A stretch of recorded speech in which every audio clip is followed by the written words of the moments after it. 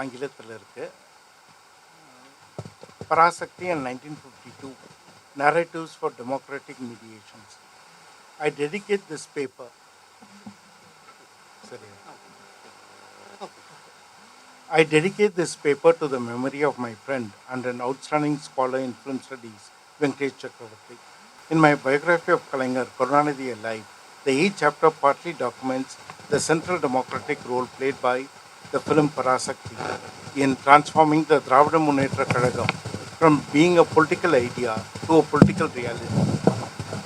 I also pointed out that Kalaigner's approach to Parasakthi was a conscious attempt to widen the support base of the DMK at a time when the political landscape was dominated by the Congress, the Communist Party of India, and of course Periyar's Dravida Kazhagam.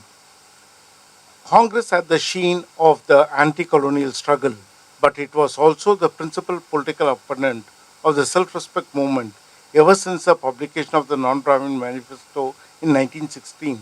Hence, dealing with Congress was relatively easy.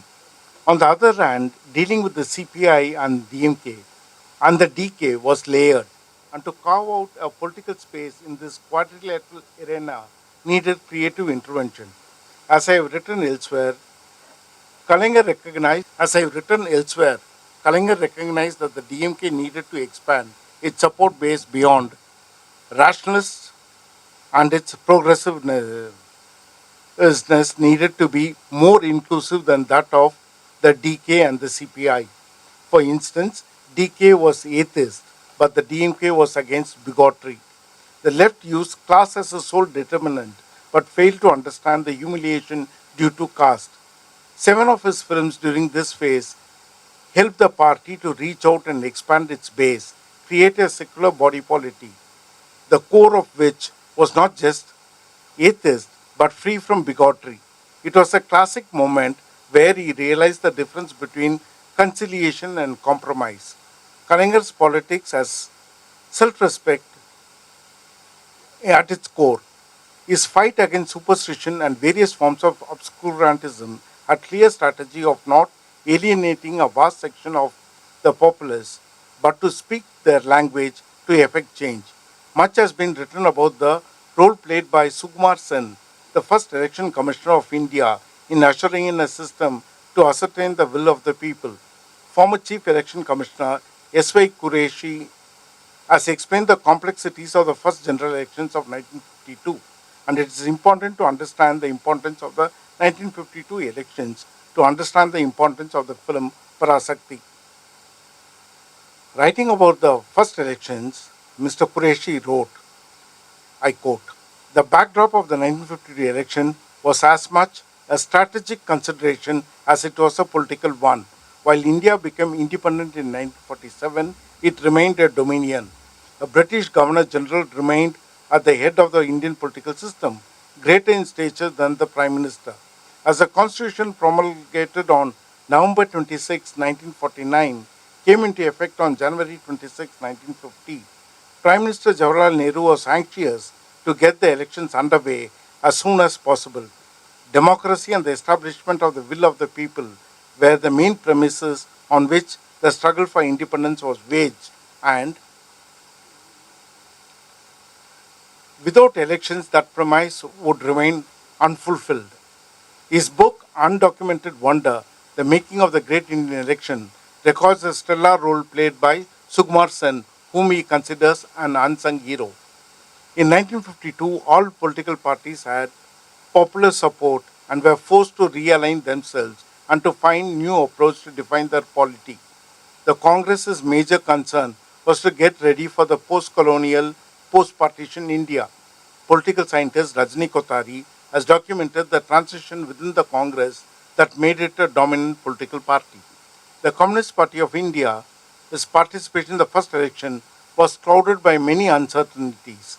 The CPI's decision not to join the Quit India movement, the call given by Mahatma Gandhi, had tarnished its image. It also embarked on a major internal transition of moving away from revolution through armed struggle to the defense of parliamentary communism. Periyar's position was comparatively easy as he and his Dravida Kazhagam were not part of the electoral politics. Hence, the need for adjustment and realignment was not even a remote concern for him or his party. On the other hand, the DMK, which was only 3 years old organization at the time of the election, had to express its opposition to the drafting of the constitution as it was implemented without assenting the views of the Dravidians. The party was also aware of the fact that it had not reached a threshold of popular support despite its growing acceptance across the state. The film Parasakthi should be seen, read, and understood in this historical context. Before embarking on an interpretative journey, let us look at some of the basic facts regarding the film. As I recorded in the biography, of all his screenplays, Parasakthi stands out for more than one reasons as a defining moment in the history of the DMK and the emergence of Kalaignar as an ideologue. Produced in 1952 by the mainstream production house AVM, directed by Krishnan Panju, it was based on a play by Pavarar Balasundaram.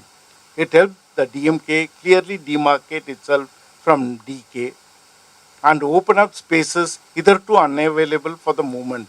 The huge section of the population who were believers but not bigots and not apologists for the excesses committed in the name of religion.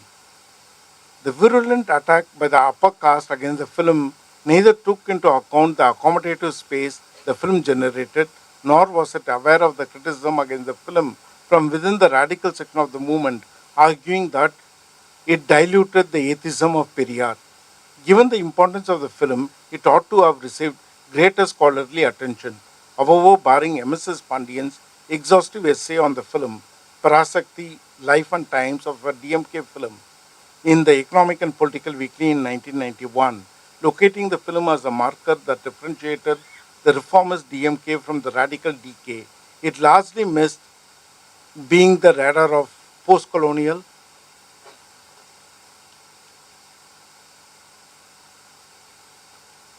scholarship. It is important to understand that the narrative structure deployed by Karunanidhi in the film to understand and its full political and cultural import. It basically the reverse of an epic narrative. In epics, the main element is the exile of the protagonist, and the resolution comes about with the end of the exile and their happy return. Parasakti starts with an end of the exile in a sense as an anticlimactic opening when protagonist Gunasegaran, played brilliantly by the debutant Jivaji Ganesan, returns to Tamil Nadu from Burma. The return is not a happy one. The situation at home that forced people to seek better prospects in exile has become worse, and it further fragments the family, creates a much larger cleavage between the rich and the poor, and the state missionary has no real plans to integrate the repatriates. The naming of the characters, the deployment of the songs extolling the virtues of Dravidan Nadu by Bharatidasan, the use of the common bird, the crow, as a metaphor to drive home the importance of interdependency in a democracy are some of the stylistic devices used by Karunanidhi to capture the imagination of the Tamils. For instance, Kalyani, the sister of protagonist and husband, want to name the child Panneerselvam if it is a boy and Nagamai if it is a girl. The allusions are clearly political. Panneerselvam denotes a well-known Justice Party leader, Sir A.T. Panneerselvam, and Nagamai, the activist of the Dravidian movement and wife of Periyar EVR. The popular Kaka song, the Crow song, rendered in a soulful manner by Chidambaram Jayaraman, invokes the memory of the Sangam poet Kakai Padiniyar, and it effectively deals with sharing, interdependency, and addressing hunger as a fundamental developmental issue before a newly independent country. The film, in a sense, documents the shift from Periyarist maximalist positions to unauthorized realistic fallback positions. As Pandian points out in his essay, while Parasakti did attack religion in definitive terms, it also at once exhibited certain ambivalence about religion.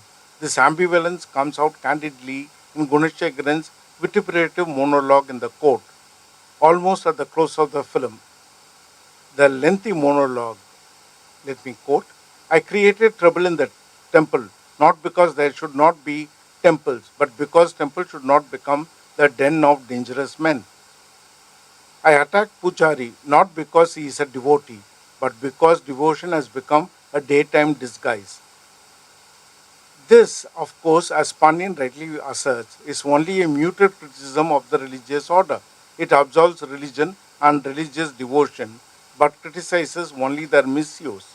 In fact, the film was passed by the censor board because some of the members thought that the film had a hidden message of faith and belief. The sequence that gave them the feeling of the following: Kuppan, hearing the cries of Kalyani from within the Parasakthi temple, rings the bell frantically. As if to answer the cries of Kalyani, help comes in time from behind the idol, from the scantum. On the screen, the image of the Parasakthi is superimposed on the ringing bell, wrote Pandian. Hence, the key issue we need to remember is the distinction between the DK and the DMK on their respective positions towards faith. While the DK rejected religion in toto, DMK rejected religious bigotry.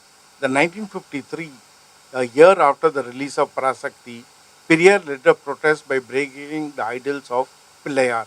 Anna's response was akin to the dialogues of Parasakthi. Anna said, I would neither break a Pillayar statue or a coconut.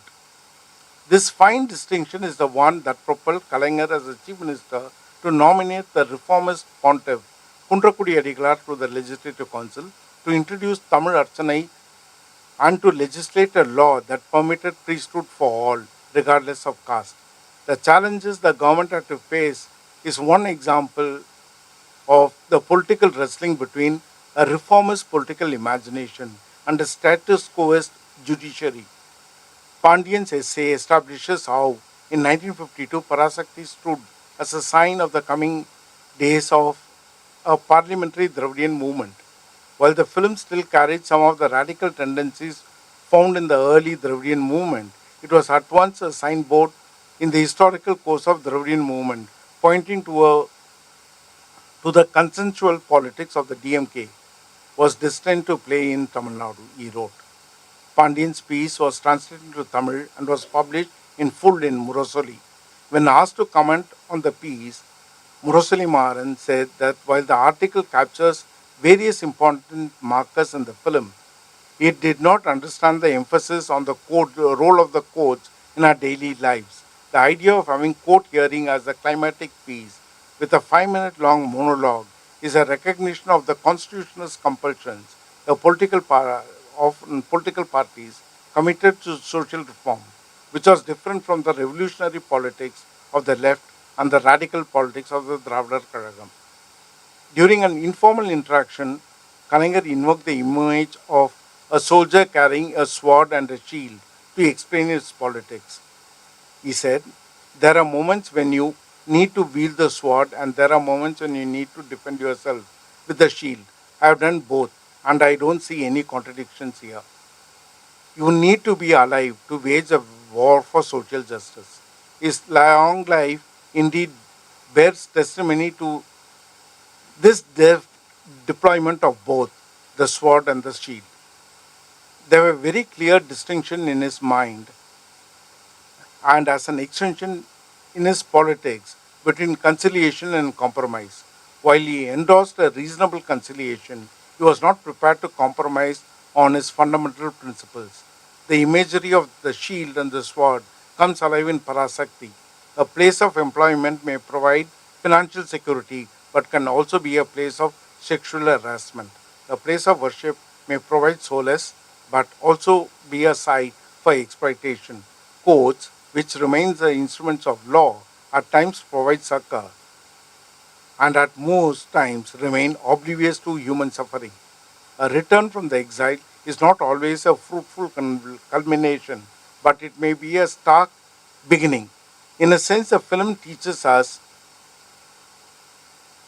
not to be intransigent, but to be flexible to negotiate and secure our just rights. The central lesson one gets from the film is that negotiation is a constant process and not an end game. It is widely different from revolution where the regime change is the goal. In politics of social justice, the struggle never ends. It's an unending journey. The desire to improve, the desire to advance, the desire to progress, the desire to transform remain valid even after achieving success. The stagnation in this regard in reality means losing the hard won gains. The impact of the film was profound, and the Congress party did not take its reach lightly. It launched a multi pronged attack against the film and Kalanger in particular. Dinamani Kadir, a weekly from the Indian Express group owned by Ramnath Goenka, was at the forefront of attacking the film. Goenka was the Congress candidate in the 1952 elections from the Tindivanam constituency. It's another matter that he lost to Thirukural Munusamy, who was backed by the DMK. There was a scathing cartoon in the magazine. It was a depiction of a woman in a disheveled clothes with a headline that read Parabrahmam, with a second deck that read Story and Abuse Dayanidhi. Kalanger responded by writing a political play Parabrahmam, which was a parody on journalism and politics as practiced by congressmen. The play was staged in more than 100 places across the state. Film also teaches us some valuable lessons in creative excursions to subvert the dominant narratives and the restrictive censors. Much before the 1975 emergency, this film provided us the tools for creatively confronting the forces of status quo. Pandian documents the arguments of the critics of the film. He wrote, interestingly, the critics even pointed out that the film had carefully deployed ingeniously devised techniques to bypass the scissors of the censors. One of them reasoned that the makers of the film were deliberately showing a madman abusing the gods and the government has escaped censorship. She claimed the film converts a normal man into a madness into one of madness because censor board would not pass the film if its abuses were delivered by a person in his normal self. Another petitioner, by now a familiar critic, titled interestingly Tamilan, made a reference to why the story of the film was located in pre-independence 1942. Here, the central political import is that by making either a temporal or a spatial journey, one can address the contemporary political reality in an analogous manner. People understood the full import of the every political and cultural reference because they were not passive recipients of moving images but active listeners to the tone and the tenor of the film.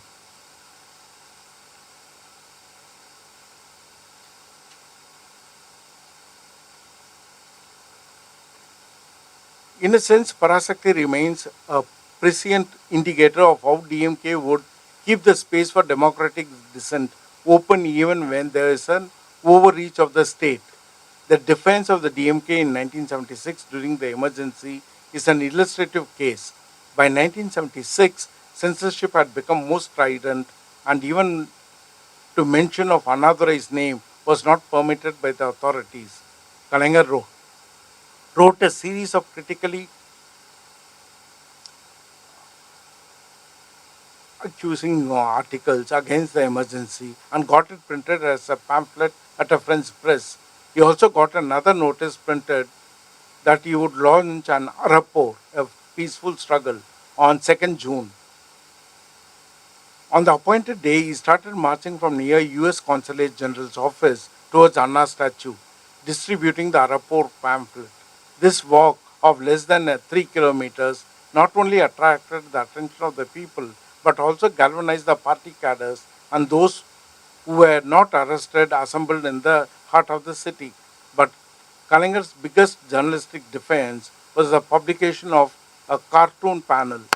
Chellappan, one of the finest cartoonists of Tamil Nadu, created a panel titled Metamorphosis, featuring Indira Gandhi strolling transformed into Hitler. While this cartoon was republished in the magazine Newsweek, the government did not permit any of Chellappan's cartoon to appear till the revocation of the emergency. At deeper level, the film Parasakthi had prepared the DMK cadres and people of Tamil Nadu to bravely confront the excesses of the emergency. In 1982, the New York Times carried an interesting article, Politics and Film, How Movie Makers Handle Issues. That article provided some broad contours for what constitutes a success in making a political film. The article said the filmmaker who chooses to make a political film is often a person with a cause or an ideal, but how to translate these into a film that works convincingly and commercially? It's a major challenge. How do you convey ideas about such abstract matters as relationship between groups of people and institutions or about ideological philosophies without losing drama and the audience interest? How do you communicate a point of view without resorting to propagandist distortions? Probably if the author, Robert Slaker, who taught film at New York University, had an opportunity to see Parasakthi, he would have cited the film as an ideal example of handling these tricky questions. The powerful, the powerful script of the film ensures that the dramatic element is kept intact and the audience attention is retained from the very first frame, which as a strong by Bharatidasan, till the last frame of a Mahanadu, a political conference. In his essay for Frontline magazine, headlined Cinema for a Cause, Kalanger explained his politics and filmmaking in a succinct manner. Kalanger wrote, I use film to spread rationalist ideas among people. My objective in writing for films was to avoid obscenity and highlight the principles of self respect and thereby appeal to the intellect of the people. The respect for the general public's intellect is the one that made Parasakti a significant political film, both as an artistic success as well as a commercial success.